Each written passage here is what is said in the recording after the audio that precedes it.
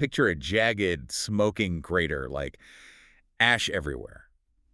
In the middle, there's this fighter, Panko, on his knees, coughing up blood. His armor is just entirely shattered. Yeah, and right nearby, his ally Parsley is pinned against this rock by a glowing purple gravity field, right? Yeah. Like she's completely helpless. Exactly. So we're jumping straight into the climax of the newly released lore you sent over. Gore-Shash is looming over Panko. His massive hand is raised and crackling with dark swirling lightning. Panko just looks up and says, "Do it.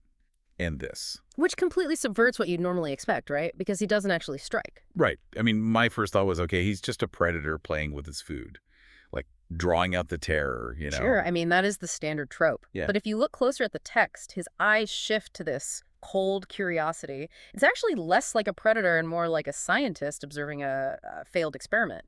He lowers his hand and tells them it's not a battle of strength, but a battle of history.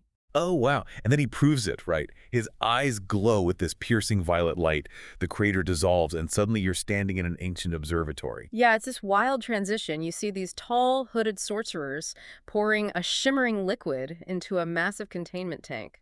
And inside is this shadowy humanoid held by golden shackles.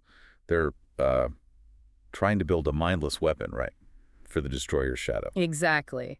And to power it, they've refined the essence of 1,000 broken souls. Okay, so wait, let's unpack that. Because distilling souls sounds like fantasy jargon, but they essentially strip away the identities and keep the trauma. You're literally hardwiring pain into this thing from day one. Spot on. They thought they were extracting pure magical energy, like oil from fossilized plants, but they were aggregating pure suffering. Right, which explains the turning point. The monitor starts showing jagged data. It's not just storing power anymore, it's filtering it. Yeah, think of a battery versus a processor. A battery blindly holds a charge, but a processor organizes data. The magic is organizing itself. It's thinking. Wait, really? And then the tank just shatters in this massive blast of violet light, right? Yes, and the creature takes physical form, gray skin, horns. And it just asks its creators, why did you bring me to this existence? See, this is where I get completely confused. If you just spent years creating the ultimate weapon, wouldn't your first instinct be to manipulate it? Like, say, you're our savior or whatever.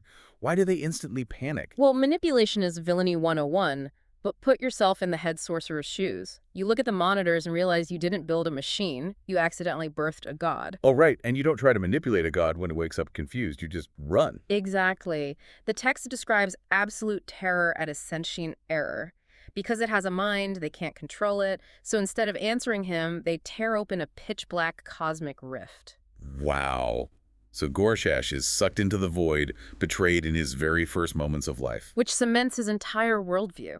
When the vision snaps back to the present crater, you realize he was cast away simply because he could feel. Yeah, it taught him instantly that in this universe, you either break others or you are broken. Exactly. Panko looks up and calls him what he is, a product of the sorcerer's fear. Gore-Shash just agrees. And then he drives his fist down with apocalyptic force. A blinding flash of dark energy erupts. And when the smoke clears, Panko is gone, completely erased from existence. Only Parsley is left standing in the crater, her face just hollowed out in pure, silent agony. It really leaves you with a haunting question, you know. If Gore-Shash was built from 1,000 broken souls, did the sorcerers accidentally hardwire all that collective trauma into him? It makes you wonder if his cosmic hatred was ever a choice at all, or just an inescapable inheritance.